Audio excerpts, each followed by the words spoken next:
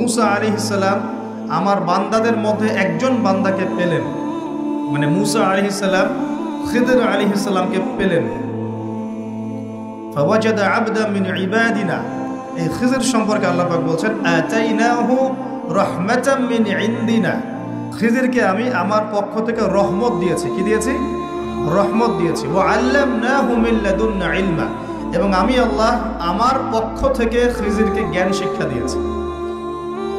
তো আল্লাহর পক্ষ থেকে জ্ঞান আসে, এটাই চূড়ান্ত, এবং এই জ্ঞানটার উৎস হচ্ছে আল্লাহর ওহী অর্থাৎ কোরআন এবং সুন্নাহ। এখন এই কোরআন এবং সুন্নাহর জ্ঞানটা হচ্ছে একটা মহাসাগরের মতো।